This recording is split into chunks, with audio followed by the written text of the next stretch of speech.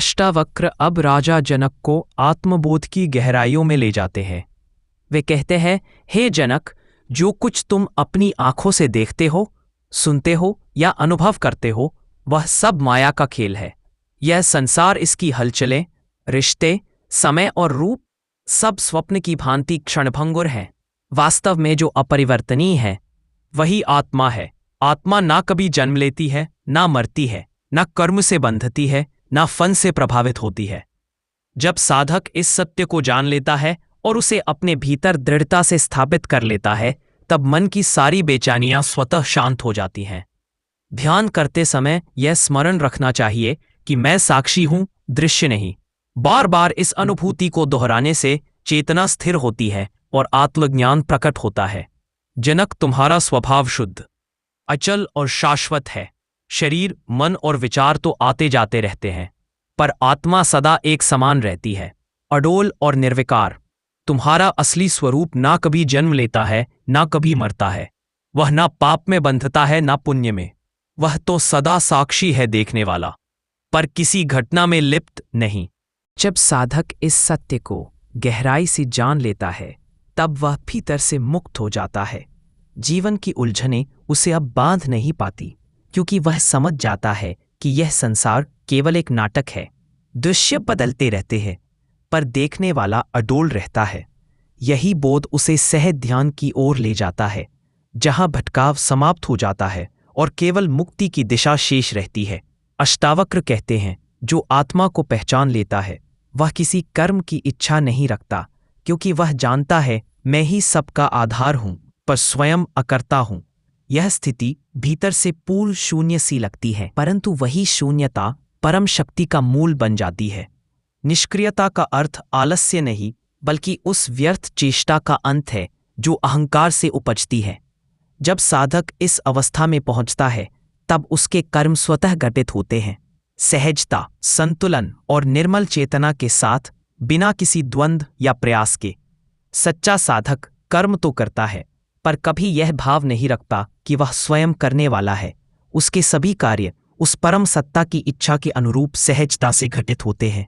उसकी कोई व्यक्तिगत चाह या आकांक्षा नहीं रहती, क्योंकि वह अपना समर्पण पूरी तरह आत्मा को कर चुका होता है। भीतर जागी पूर्णता ही असली वैराग्य है। ऐसा वैराग्य जो त्याग या दुख से नहीं, बल्कि अनुभव की संपूर्णता से जन्म लेता है। अष्टावक्र राजा जनक को बताते हैं कि जब साधक आत्मा का साक्षात्कार कर लेता है, तब वह ना किसी वस्तु की कामना करता है, ना किसी से विरक्ति रखता है। उसे अपने भीतर ही सब कुछ प्राप्त हो जाता है और वही आंतरिक संपन्नता उसे परम शांति का अनुभव कराती है। तब संसार के विषय मात्र दृश्य रह जाते हैं और उसका निवास भीतर के मौन में होता है। जनक, आत्मा स्वयं में स्थित है, अकेली, पूर्ण और अचल। उसमें ना कुछ जोड़ने की आवश्यकता है, ना कुछ हटाने की। यह अनुभव तभी संभव होता है जब साधक बाहरी भ्रमों से ऊपर उठकर देखता है कि इस सृष्टि में वास्तव में कोई दूसरा है ही नहीं। सब कुछ उसी एक चेतना का विस्तार है। ना कोई पूज्य है, ना कोई पूजक, केवल एक शाश्वत सत्य है, मैं हूं। जब यह अनुभूति भीतर गहराई तक उतरती है, तो सभी विचार स्वतः शांत हो जाते हैं और केवल मौन शेष रह जाता है। वह मौन जो परम है, पूर्ण है। अष्टावक्र जनक से कहते हैं, आत्मा अनादि है, ना उसका कोई आरंभ है, ना अंत। वह ना जन्म लेती है, ना मृत्यु को जानती है। इसे केवल समझना नहीं, भीतर अनुभव करना आवश्यक है। आत्मा सदैव नित्य, शुद्ध, बुद्ध और मुक्त है। जब साधक इस सत्य को अपने भीतर उतार लेता है, तब वह जन्म और मृत्यु के भ्रम से परे हो जाता है। उसे पता चलता है कि जो बदलता है वह केवल देह और मन का खेल है, जबकि आत्मा सदा साक्षी रूप में अडोल रहती है। यह बोध केवल शब्दों या तर्क से नहीं आता। इसके लिए मौन में उतरना पड़ता है, अपने अस्तित्व की गहराई में झांकना पड़ता है। जब यह अनुभव होता है, तब समय और परिवर्तन का भय समाप्त हो जाता है। मृत्यु अब डर नहीं रह जाती, वह बस एक स्वप्न समान प्रतीत होती है, और तब भीतर केवल शांति, स्थिरता और संतुलन का सागर रह जाता है। वही सच्चा आत्मबोध है। यही आत्मबोध की यात्रा का प्रथम चरण है। जनक, आत्मा पर ना किसी कर्म का प्रभाव पड़ता है, ना ही उसके फल का। बिल्कुल निर्मल आकाश की तरह है, जो सब कुछ समेटे हुए भी किसी से प्रभावित नहीं होता। आत्मा किसी कर्म में बंध नहीं सकती क्योंकि वह करने वाली है ही नहीं।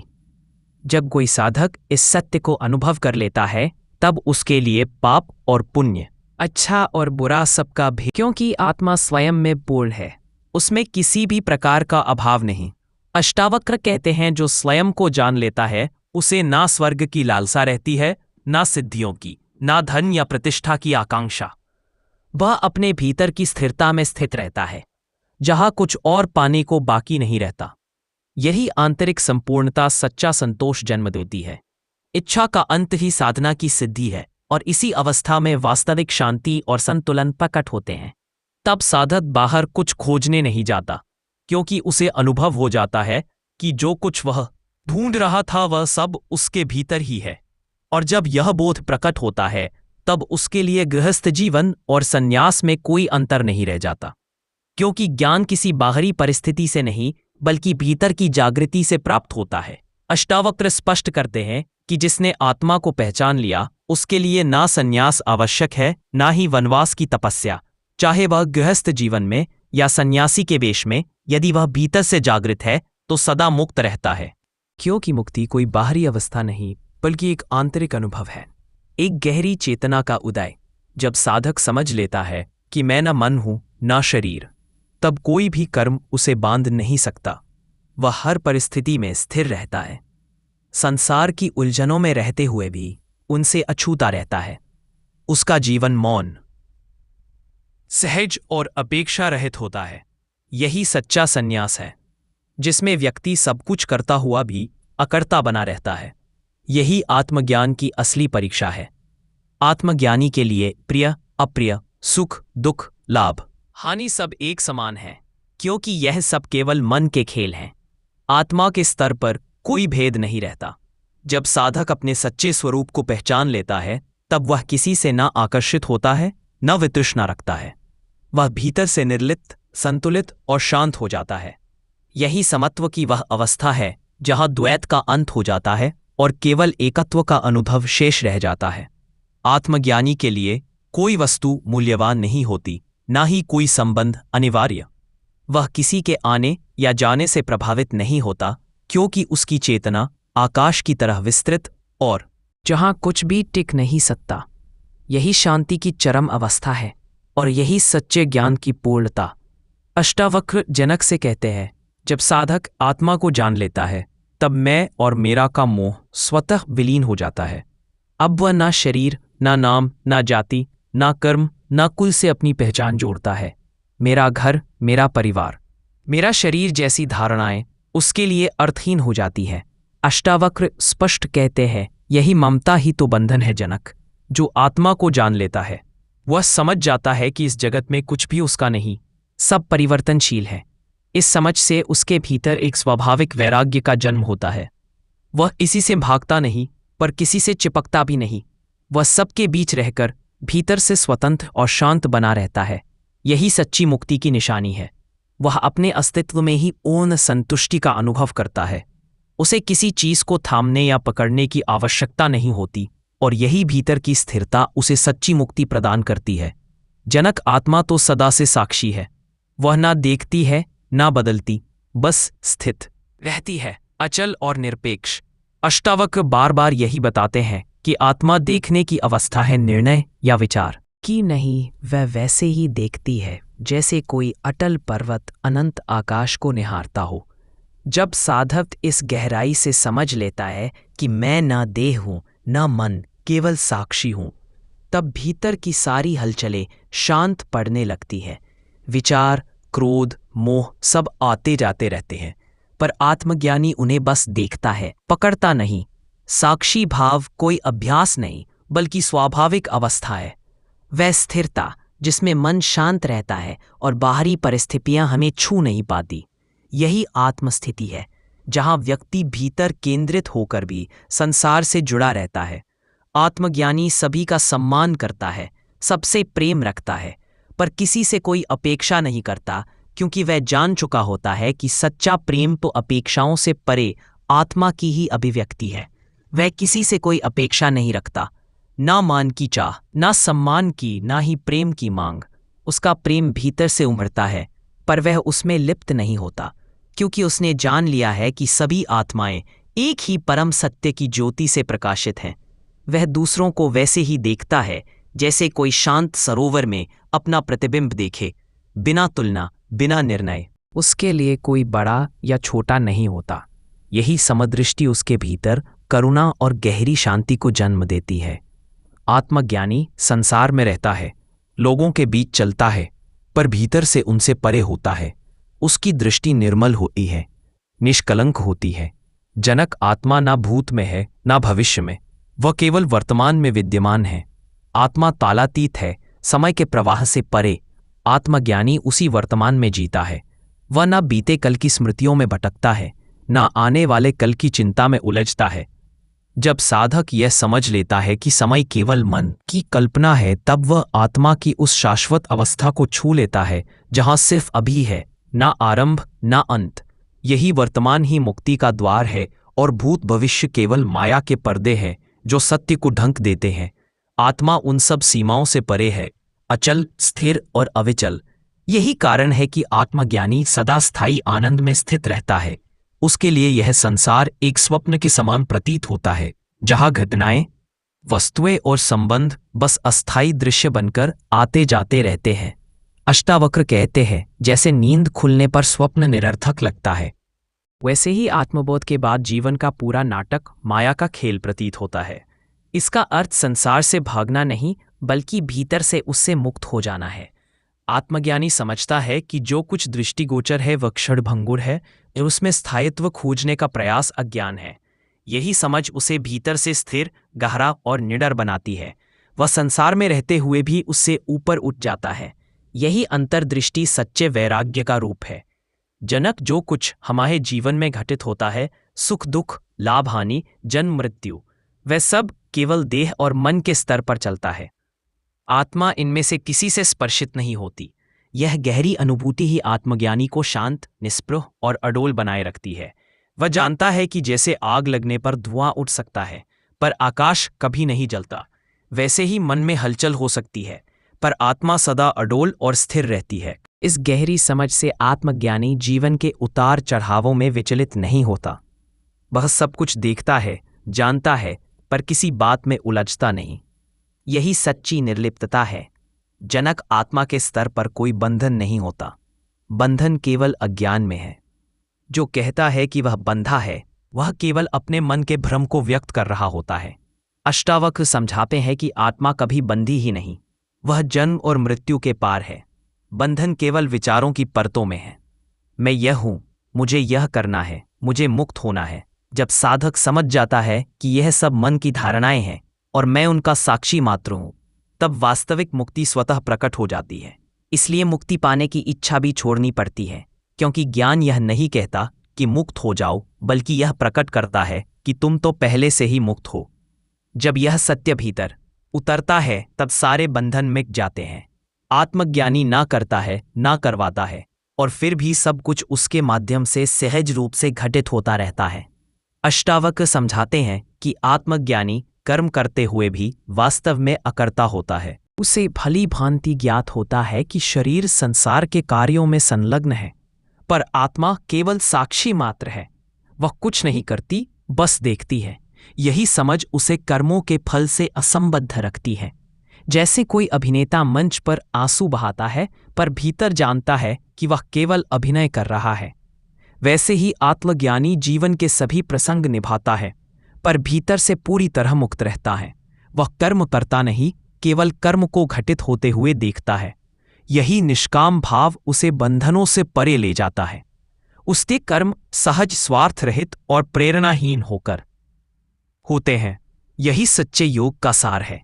जनक, आत्मा ना सुखी होती है ना दुखी, वह केवल शुद्ध चेतना का प्रकाश है। सुख दुख का अनुभव मन करता है, आत्मा नहीं। अष्टावक्र इस भ्रम को तोड़ते हैं कि आत्मा को पीड़ा होती है। आत्मा तो साक्षी है जो शरीर के दर्द और मन की तरंगों को बस देखती है, पर उनसे स्पर्शित नहीं होती। जब साधक यह अनुभव करता है कि उसके भीतर एक ऐसा अचल केंद्र है जो बचपन से अब तक कभी नहीं बदला, तब वह उस निश्चल चेतना से जुड़ जाता है। वही उसकी आत्मा है जो सदा शांत, सदा प्रकाशमय है। उस अवस्था में ना कोई पीड़ा होती है, ना कोई कमी, केवल असीम शांति, मौन और आनंद का निरंतर प्रवाह होता है। ऐसा आनंद जो किसी वस्तु, व्यक्ति या परिस्थिति पर निर्भर नहीं करता। आत्मा मात्र अस्तित्व का निर्मल बोध है, जहां ना कोई क्रिया है, ना इच्छा, ना विरोध। अष्टावक्र का यह संदेश गहन और अतल है। आत्मा किसी भी कर्म में भाग नहीं लेती, ना कुछ पाना चाहती है, ना कुछ बदलने की आकांक्षा रखती है। वह बस है पूर्ण, समग्र और निर्विकार। जब साधक अपने मन की इच्छाओं, आकर्षणों और द्वंद्वों से ऊपर उठता है, तब वह इस मौन उपस्थिति को महसूस करता है, जो ना विचार है, ना भावना, बल्कि शुद्ध चेतना का जीवंत अनुभव है। वहां पहुंचते ही प्रश्न समाप्त हो जाते हैं, चाह मिट जाती है, क्योंकि सब कुछ पहले से ही परिपूर्ण होता है। वहां केवल मैं हूं का शुद्ध अनुभव शेष रह जाता है। यही साक्षी भाव की चरम अवस्था है, जहां आत्मा अकेली शांत और प्रकाशमान रहती है। आत्मा ना जन्म लेती है, ना मरती है। वह सदा से है, सदा रहेगी। समय और परिवर्तन की सीमाओं से परे अनंत और अजर शरीर, मन, पहचान, यह सब बदल जाते हैं, पर आत्मा तो शाश्वत साक्षी है, जो कभी उत्पन्न नहीं हुई और कभी मिटती नहीं। इसलिए आत्मा कभी नष्ट नहीं होती, वह शाश्वत है, समय और परिवर्तन से अछूती। जब साधक यह गहराई से अनुभव कर लेता है कि मैं शरीर नहीं हूं, ना ही मेरे विचार ही मेरा अस्तित्व है, तब वह उस अविनाशी सत्य से एक हो जाता है। यही जागरण ही सच्ची मुक्ति है। मृत्यु का भय तब तक बना रहता है जब तक हम स्वयं को शरीर मानते हैं, पर जैसे ही आत्मा की पहचान प्रकट होती है, मृत्यु केवल एक स्वप्न सी प्रतीत होती है। आत्मा अजर, अमर और अचल है, उसमें कोई परिवर्तन नहीं आता। अज्ञान के कारण जब जानने वाला स्वयं को शरीर या मन मान लेता है, तभी बंधन उत्पन्न होता है। यह उसी राजा की तरह है जो वेश बदलकर भिखारी बन जाए और फिर अपने असली स्वरूप को भूल जाए। उसी तरह जब आत्मा देह और मन की पहचान में उलझ जाती है, तब सुख दुख, हानि लाभ, जन्म मरण का अनुभव करने लगती है। साधक के लिए आवश्यक है कि वह सदा स्मरण रखे, वह कर्ता नहीं, केवल साक्षी है। यही दृष्टि उसे संसार की जंजीरों से मुक्त करती है और उसे उसके मौलिक अनंत स्वरूप का अनुभव कराती है। यह अनुभूति किसी कठोर साधना से नहीं, बल्कि निरंतर स्मरण से प्रकट होती है। उस एक प्रश्न से, मैं कौन हूं? जब यह प्रश्न मन में गूंजता रहता है, तब धीरे धीरे भीतर की परतें खुलने लगती हैं। यही प्रश्न अंततः साधक को उसके सत्य स्वरूप तक पहुंचा देता है। जब ज्ञान का दीपक जलता है, तब ज्ञानी देखता है कि जो कुछ दिखाई दे रहा है, रूप, संबंध, वस्तुएं, सब माया की लहरें हैं, क्षणभंगुर और अस्थायी। अष्टावक्र समझाते हैं कि संसार केवल दृष्टि का भ्रम है। जो आज वास्तविक प्रतीत होता है, वह कल विलीन हो जाता है। जब साधक यह देखना सीख लेता है, तो मोह की जंजीरें अपने आप ढीली पड़ जाती हैं, क्योंकि मोह वहीं पनपता है जहां अस्थायी को स्थायी मान लिया जाता है। लेकिन जब विवेक जागता है, तब स्पष्ट हो जाता है कि केवल आत्मा ही शाश्वत सत्य है, बाकी सब परिवर्तनशील है। इस बोध के साथ ज्ञानी संसार में रहता है, पर उससे जुड़ता नहीं। उसका आनंद किसी व्यक्ति या वस्तु पर निर्भर नहीं होता, वह भीतर से पूर्ण होता है। उसके लिए शुभ अशुभ, सुख दुख, लाभ हानि सब एक समान है। आत्मज्ञानी जीवन की हर घटना को जैसे है वैसे ही स्वीकार करता है, क्योंकि उसकी दृष्टि में हर क्षण पूर्ण और परम सत्य की अभिव्यक्ति है। मन की बुद्धि हमेशा निर्णय करती है, यह अच्छा है, यह बुरा, यह मुझे चाहिए, यह नहीं चाहिए। लेकिन आत्मा की दृष्टि में ऐसा कोई भेद नहीं होता। वहां ना आकर्षण है, ना विरोध, बस साक्षी भाव है। जो घट रहा है उसे वह देखती है, और जो नहीं घट रहा उसे भी उसी शांति से स्वीकार करती है। यह संतुलन तब जन्म लेता है जब साधक शुभ अशुभ के द्वंद्व से ऊपर उठकर समता में स्थिर हो जाता है। वहीं से भीतर का आनंद स्थायी रूप से प्रकट होता है। अष्टावक्र कहते हैं, आत्मा को पाने के लिए किसी साधना या प्रयास की जरूरत नहीं, बस साक्षी भाव में ठहरना होता है। यही उनकी सबसे सरल और फिर भी सबसे गहन शिक्षा है। साधक को कुछ नया पाना नहीं, बल्कि यह पहचानना है कि वह पहले से क्या है। यही जागरूकता ही ध्यान है। जैसे सूर्य को देखने के लिए किसी प्रयत्न की आवश्यकता नहीं होती, केवल आंखें खोलनी होती है, वैसे ही आत्मा को देखने के लिए केवल मौन में ठहरकर मन के पार झांकना होता है। जब साधक देखता है कि विचार आते जाते रहते हैं, पर मैं अपरिवर्तित हूं, तब साक्षी का अनुभव होता है। यही आत्मा की पहली झलक है, जहां कुछ करना नहीं, बस होना है। और जब यह होना पूर्ण हो जाता है, तब खोज समाप्त हो जाती है। साधक और साध्य एक हो जाते हैं।